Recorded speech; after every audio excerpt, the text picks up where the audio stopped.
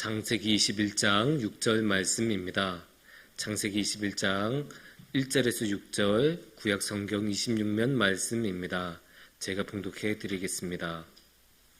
여호와께서 말씀하신 대로 사라를 돌보셨고 여호와께서 말씀하신 대로 사라에게 행하셨으므로 사라가 임신하고 하나님이 말씀하신 시기가 되어 노년의 아브라함에게 아들을 낳으니 아브라함이 그에게 태어난 아들 곧 사라가 자기에게 낳은 아들의 이름하여 이삭이라 하였고 그 아들 이삭이 난 지 8일 만에 그가 하나님이 명령하신 대로 할례를 행하였더라. 아브라함이 그의 아들 이삭이 그에게 태어날 때 백세라. 사라가 이르되 하나님이 나를 웃게 하시니 듣는 자가 다 나와 함께 웃으리로다.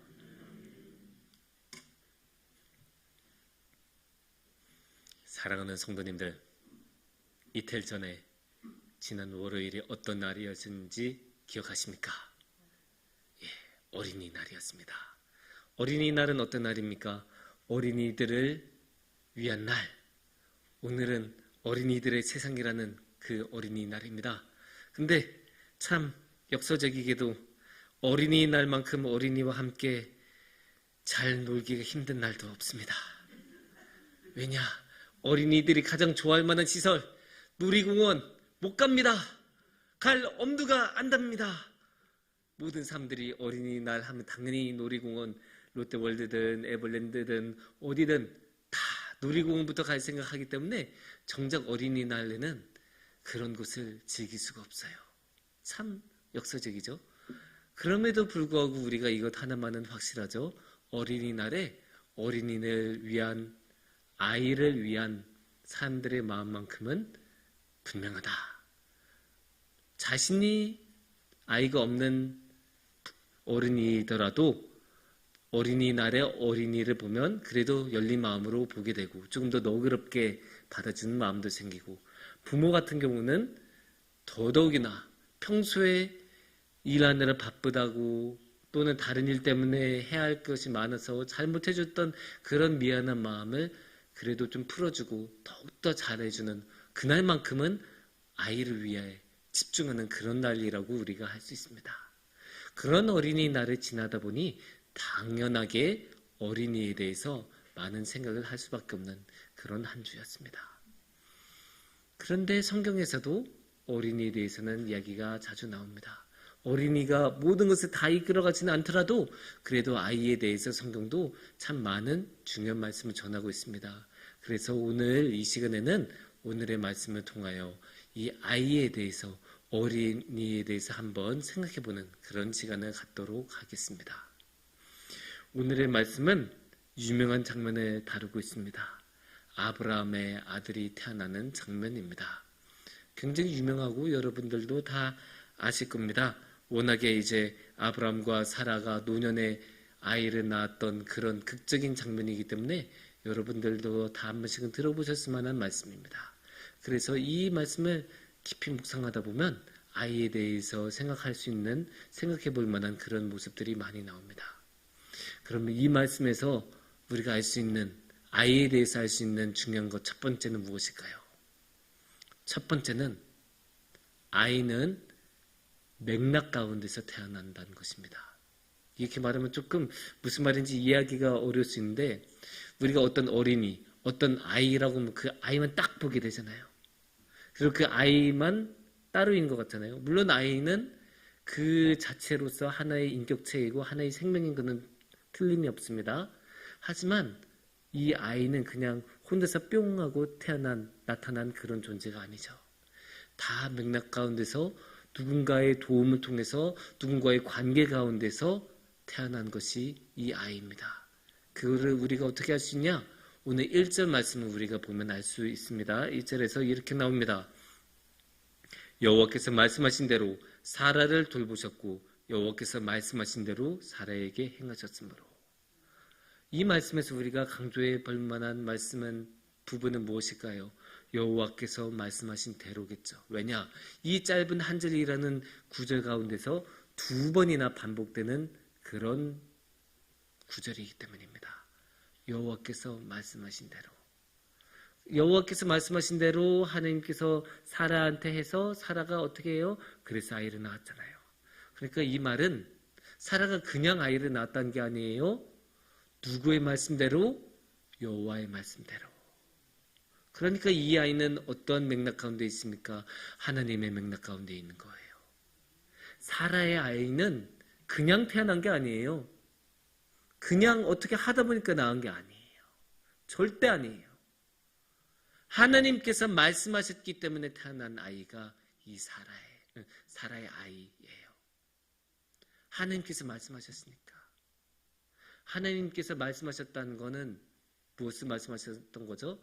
하나님께서 약속하셨다는 거죠. 사라한테 아이를 주기로 약속하셨던 거고, 약속하셨다는 것은 무슨 뜻입니까? 하나님께서 계획이 있으셨다는 거예요. 하나님께서는 계획이 있으셨어요. 이 사라에게 이 아이를 주려는 그런 계획이 하나님에겐 있었던 거죠. 하나님께서 아무 생각이 없으셨던 게 아니에요. 하나님께서는 분명히 뜻이 있으셨고, 생각이 있으셨고, 계획이 있으셨고, 그래서 아이라는 결과를 주신 거예요. 이게 중요해요. 이게 우리가 생각해야 하는 거예요. 아이는 아무렇게 태어난 존재가 아니에요. 아이는 실수로 태어나는 아이가 아니에요. 아이는 잘못해서 태어난 게 아니에요. 아이는 어쩌다 태어난 게 아니에요. 우연히 태어난 게 아니에요. 아이는 하나님의 계획 가운데서 태어난 거예요. 하나님께서 뜻이 있으셔서 태어난 거예요. 그러니까 가치가 없는 아이는 없어요. 모든 아이는 하나님께서 원하셨기 때문에 태어나기 때문에 모든 아이는 주님 안에서 태어난 것입니다. 그런데 성경에서는 하나님 말고도 또 다른 맥락이 있다고 말씀하고 계세요. 그 맥락은 무엇일까요? 그 맥락은 2절을 보면 우리가 알 수 있습니다. 사라가 임신하고 하나님이 말씀하신 시기가 되어 노년에 아브라함에게 아들을 낳으니. 아들을 낳았어요. 근데 그 아들에서 중요한 인물들이 누구예요? 사라가 임신하고 아브라함에게 낳았다. 누구예요? 어머니인 사라, 그리고 아버지인 아브라함입니다. 그러니까 아이는 부모라는 맥락 가운데서, 부모라는 관계 가운데서 태어나요. 그냥 아이가 혼자서 어쩌다가 나온 게 아니라 부모의 기도 가운데서, 부모의 뜻 가운데서, 부모의 그 간절한 간구 가운데서 태어난 게 아이입니다. 그래서 부모는 기도로 아이를 키우고, 그러니까 그렇게 기도하면서 하나님과의 관계 가운데서 키우다 보니까 무엇도 가능해요. 그러니까 유아세례 놓칠 수 있는 거예요. 부모가 그 아이를 지극히 생각하는 그 마음으로 키우기 때문에, 그러기 때문에 아이는 부모의 관계 가운데 있는 거고, 그거를 우리가 너무나 잘 확인할 수 있는, 명백히 볼 수 있는 성경의 모습은 무엇일까요? 족보입니다. 성경에 족보 엄청 길게 나오잖아요. 막 누가 누구를 낳았고, 누가 누구를 낳았고, 누가 누구를 낳았고, 그거 읽다 보면 이게 왜 나오나 이해도 잘 안 되고 의미도 없는 것 같은데 라는 생각이 들 수 있는데, 이런 생각을 하면 그래도 의미가 있는 거예요.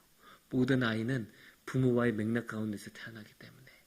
그러니까 아이는 홀로 있는 게 아니라 항상 부모와 함께 있는 거예요. 그러면 우리가 어떻게 볼 수 있습니까? 이 맥락이란 게 어떻게 생기는 거예요? 맨 먼저 하나님 계획하시는 분 하나님, 임신하고 낳으시는 분 부모, 그 결실로 열매로 아이. 이렇게 하나님과 부모와 아이가 하나의 맥락과 관계를 이룬 거예요. 이 관계는 어떠한 관계일까요? 사랑의 관계이죠. 사랑으로 하나님께서 약속을 주셨고, 그 사랑으로 믿고 그 계획에 따라서 아브라함과 사라는 아이를 낳았고, 또 그 아이를 지극히 사랑하고, 그 사랑으로 또 아이는 정말로 조건 없이 그 아기는 부모를 사랑하지 않습니까? 그래서 이 사랑이 이렇게 이어진 거예요. 그 사랑의 모습을 성경은 뭐라고 표현하신지 아십니까? 골로새서 3장 14절을 보면 이렇게 나옵니다. 이 모든 것 위에 사랑을 더하라. 이는 온전하게 매는 띠니라. 온전하게 맺어지는 띠예요. 그래서 하나님 따로 부모 따로 아이 따로 놓은 게 아니라 사랑이란 그 아름다운 띠로서 이 관계가 아름답게 유지가 되고 묶여지고 함께 가는 것입니다. 이렇게 사랑이 묶어줍니다. 이 맥락을 부모와 하나님과 아이의 맥락을 맺어주는, 묶어주는, 유지해주는 것이 바로 사랑입니다. 이렇게 아이는 맥락 가운데 있는데 성경에서는 아이에 대해서 이 말씀 가운데 또 아주 중요한 것 하나를 말하고 있습니다. 그게 무엇일까요? 6절을 보면 우리가 너무나 잘 알 수 있습니다. 사라가 이르되 하나님이 나를 웃게 하시니 듣는 자가 다 나와 함께 웃으리로다. 하나님이 나를 웃게 하시니, 왜 웃게 해요? 아이를 낳았으니까 우는 거 아니에요. 아이를 얻었으니까 우는 거죠. 그래서 근데 사라는 혼자 웃지 않아요. 듣는 자가 다 나와 함께 웃으리로다. 이거 보면 뭡니까? 아이는 웃음을 가져다 주는 존재예요. 웃음을 가져다 주고 기쁨을 가져다 줘요. 그래서 부모에게만 아니에요. 다른 모든 사람들이 함께 웃을 수 있게 해주는 게 아이예요. 그만큼 아이는 그냥 혼자 있고 그냥 있다가 커가는 그런 게 아니라 부모에게, 주위 사람들에게 사랑과 기쁨과 웃음을 주는 그런 게 바로 아이입니다. 우리가 일상에서 그런 모습을 너무나 자주 볼 수 있지 않습니까? 아이가 있는 곳에는 시끌벅적해요. 아이가 있는 곳에는 웃음이 넘쳐요. 물론 웃음만 넘치는 건 아니죠. 울음도 넘치기도 하고 깨 소리도 나고 별 이상한 와장창 소리도 나고 별 이상한 소리가 나지만 그래도 우리가 할 수 있는 게 그 모든 것들은 그래도 웃음으로 끝나요. 그래도 웃음으로 끌고 가고 그래도 웃음이 나와요. 그만큼 아이가 주는 웃음은 너무너무 소중해요. 어디서 볼 수 있냐? 명절 때 보면 알 수 있어요. 명절 때 우리 보통 가족끼리 모이잖아요. 가족끼리 모이는데 어떤 집은 손주가 좀 빨리 태어나서 손주가 같이 있는 집이 있고 어떤 집은 저처럼 늦게 결혼하거나 아니면 끝까지 효도를 안 하겠다는 마음을 가지신 분들이 계셔서 그래서 아이가 없는 그런 집도 있어요. 근데 그 분위기가 많이 달라요. 아이가 없는 집이 불행하다는 거 아니에요. 이 집도 굉장히 행복해요. 근데 굉장히 행복한데 뭔가 굉장히 조용하고 점잖아요. 처음에 아이고 오랜만입니다. 아버님 잘 계셨습니까? 선물도 가져다 주고 봉투도 가져다 드리고 분위기 좋아요. 좋은 곳에서 식사해요. 그리고 나서 집에 와서 영화 좀 같이 보고 드라마 좀 보고 설거지하고 끝내면 이제 뭐 합니까? 뭐 어른끼리 뭐 더 할 거 있습니까? 뭐 직장에서 어떻게 지내냐, 그 과장하고는 그때 어떻게 됐냐, 뭐 그 이웃집 사람하고 싸우던 거 어떻게 됐냐, 그런 거 몇 마디 주고 받고 하면 끝이에요. 그 정도 하면 그래 우리가 의례적으로 할 만한 해야 되는 거는 다 했다. 부모님도 그렇게 생각하고 자녀도 그렇게 생각하고 그 정도 하면 저 이제 들어가서 컴퓨터 좀 하겠습니다 하고 들어가서 이제 일용할 게임도 하고 일용할 페이스북도 하고 인스타도 하고 바빠요. 그런데 자녀가 있는 어린 자녀가 있는 집은 어때요? 계속 막 할아버지 이거 해주세요. 할머니 간식 주세요. 저 뭐 먹고 싶어요. 그리고 근데 또 애가 그렇게 재롱단 게 얼마나 재밌어요. 막 혼자 꾸물꾸물 뭐 하겠다고 나선 게 얼마나 귀엽고 얼마나 재밌어요. 그냥 그것만 보고만 있어도 재밌어요. 그러니까 할아버지들이 할머니들이 어린 자녀가 오면 회춘하는 느낌도 들고 자신이 다시 그 어린 젊은 시절로 돌아가는 느낌도 들고 얼마나 기분 좋아서 그렇게 자녀와 함께 어린 그 손주와 함께 잘 노는지 몰라요. 그리고 그런 곳에서는 항상 웃음이 있고 애가 혼자서 그 태권도라도 한번 시연해봐요. 다 그거 보면서 웃죠. 그렇게 웃음이 있어요. 그만큼 아이들은 웃음을 만들어내고 아이들이 있는 곳에는 웃음이 있어요. 그만큼 아이들은 웃음을 만들어내는 존재. 아이들이 웃음이라고 말할 수 있을 정도입니다. 여기도 다르지 않죠? 3절 말씀에서 이렇게 나옵니다. 아브라함이 그에게 태어난 아들 곧 사라가 자기에게 낳은 아들을 이름하여 이삭이라 하였고 이삭이라고 하죠. 근데 이 이삭이라고 하였고가 왜 웃음이라는 말하고 연결이 될까요? 이 이삭이라는 말 뜻이 웃음이기 때문입니다. 히브리어로 이 이삭이라는 게 원래 웃음이란 동사의 명사형이에요. 그러니까 우리로는 먹기, 먹음 하면 명사가 되잖아요. 먹는다라는 동사의 명사가 된 거잖아요. 그처럼 이삭도 똑같아요. 웃는다라는 동사의 명사예요. 그래서 이미 아브라함은 이 이름 지는 거에부터 자기 마음에 다 들어가 있는 거예요. 너는 나의 웃음이다. 너는 나의 기쁨이다. 너는 나를 웃게 해주는 존재다. 그렇게 말을 하고 있는 거예요. 근데 이렇게 말하면 우리가 그 유명한 일화 있잖아요. 내가 아이를 낳는다고? 그 유명한 일화 있죠? 사라가 손님이 오셨을 때 내가 이때 남사스럽게 어떻게 이 나이 먹고 무슨 소리 하신 거예요? 이 구절이 되게 유명하잖아요. 그래도 성경 말씀을 보면 18장 12절에 이렇게 말씀하십니다. 사라가 속으로 웃고 이르되 내가 노쇠하였고 내 주인도 늙었으니 내게 무슨 즐거움이 있으리요. 사라가 속으로 웃고라고 말을 하고 있잖아요. 그래서 이 말씀을 우리가 많이 떠오르잖아요. 사라가 웃었다. 그래서 어떻게 내가 아이를 낳습니까? 라고 하는데, 근데 솔직히 말해서 이 이삭과 관련해서는 사라에게 그 책임 지은 게 정당하지는 않아요. 왜 그러냐?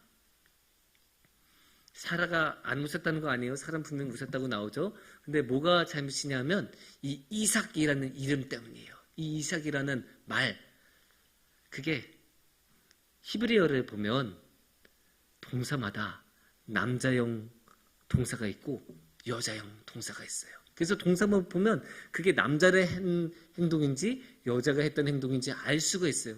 히브리어에서는 그거를 엄격하게 구분을 해요.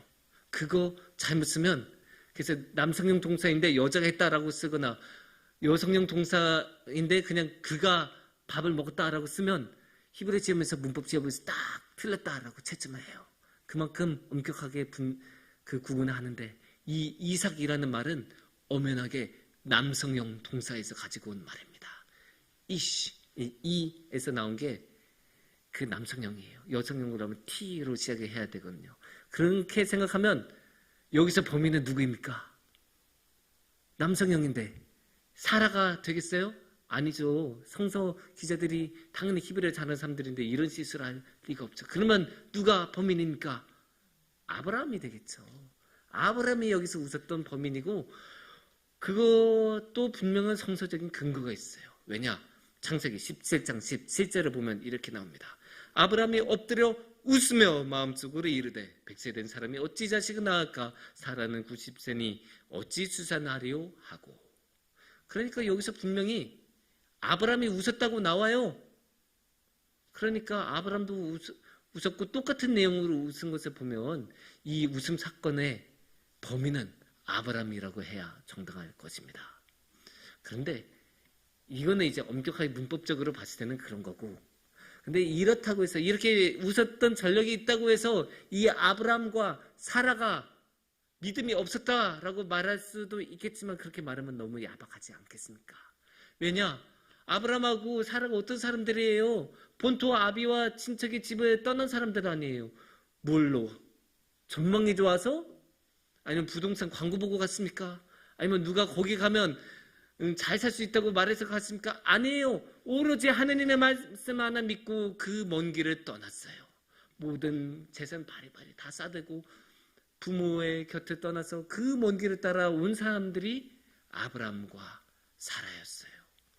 거기 심지어 아브라함은 어떤 사람이었어요? 하나님하고 대화를 하던 사람이에요. 하나님하고 소통하던 사람이에요. 심지어 하나님이 안 되겠다, 저 성을 내가 쓰러뜨려야겠다, 저 성에 내가 벌을 내려야겠다 할 때 하나님하고 협상까지 벌일 수 있을 정도로 하나님하고 관계가 아주 좋았던 사람이에요. 이런 사람한테 믿음이 안 좋았다고 말하면 너무 야박한 것 아닙니까? 그러면 이거를 어떻게 봐야 될까요? 100세 때, 90세 때 출산하는 거는 이렇게 믿음이 좋은 사람조차도, 하나님과 대화를 할 정도로 신앙이 깊은 사람조차도 믿기 어려운 일이라는 거예요. 너무나 믿기 어려운 일, 이루어질 수 없는 일. 아니 솔직히 말해서 100세 때 어떻게 아이를 낳습니까? 90세 때 어떻게 아이를 낳아요? 성서에 따르면, 이 성경 말씀에 따르면 이것만 따르면 여기 있는 모든 분들이 다 아이를 낳을 수 있는 것 아닙니까? 그렇다고 해서 우리가 산부인과 갈 생각이 듭니까? 안 가잖아요, 우리가. 그런 거를 생각하면 이런 거 가지고 비난할 수는 없고, 어떻게 봐야 되냐? 정말로 하나님께서 말도 안 되는 일을 이루어주셨다는 거예요.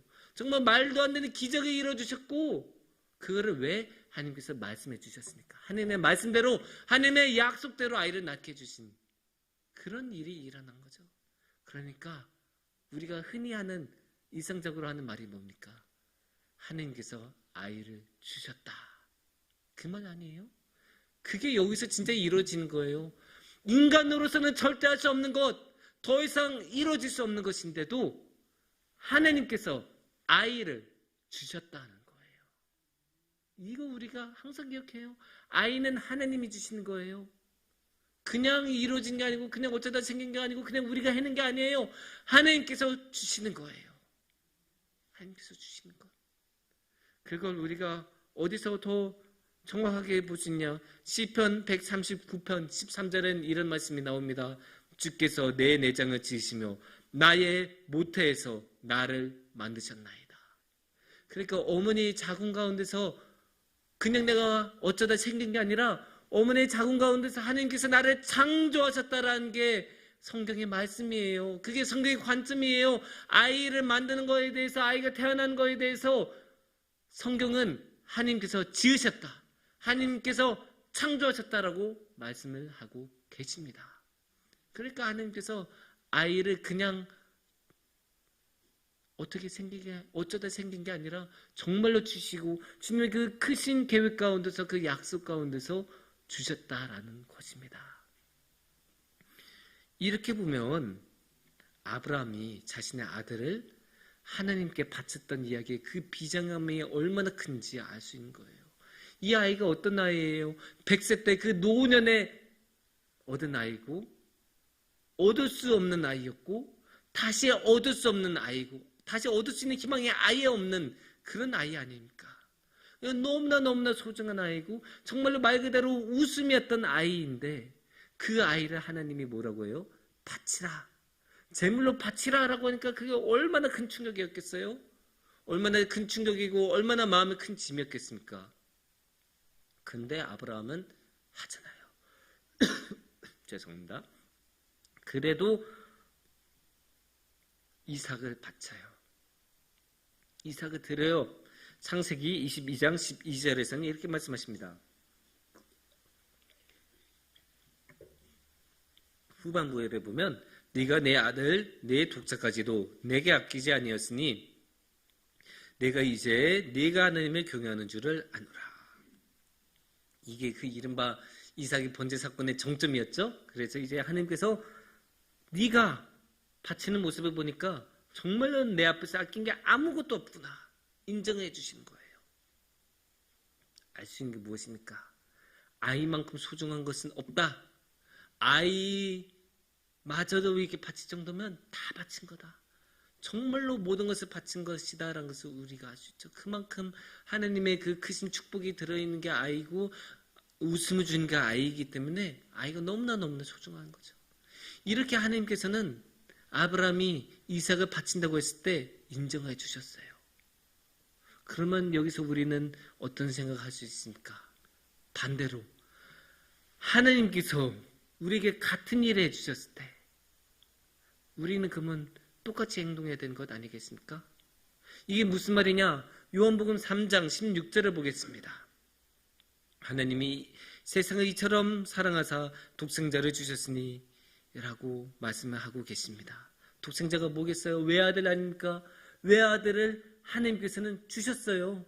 그냥 주신 것도 아니죠. 그냥 주신 게 아니라 죽기까지. 그냥 죽은 것도 아니고 저 십자가의 죽음, 그 끔찍한 죽음으로 내어주셨어요.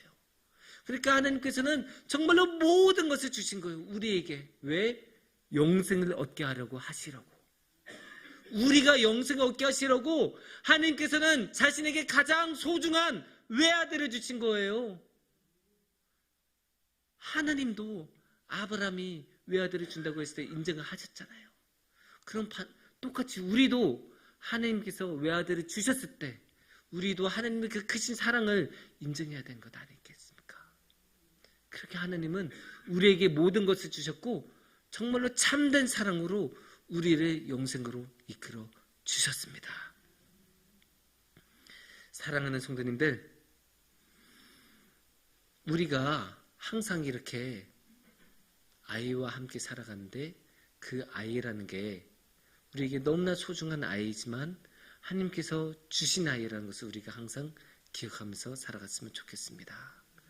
우리가 아이하고 살아가다 보면 힘들 때도 있고 마음에 안 들 때도 있고 큰 소리가 나올 때도 있겠지만 그래도 그럴 때마다 항상 이 아이는 우리에게 웃음을 주는 아이고 하나님께서 계획하심으로 주신 아이다. 하나님의 관계 가운데 있는 아이다라는 것을 항상 기억하고 또 무엇보다 하나님께서도 우리에게 누구보다도 소중한 주님의 그 외아들을 우리에게 주셨다. 그 크신 사랑을 진실로 주셨다는 것을 우리가 항상 마음속에 품으며 하나님과 함께 나아가는 우리가 되기를 축원합니다. 함께 기도하겠습니다.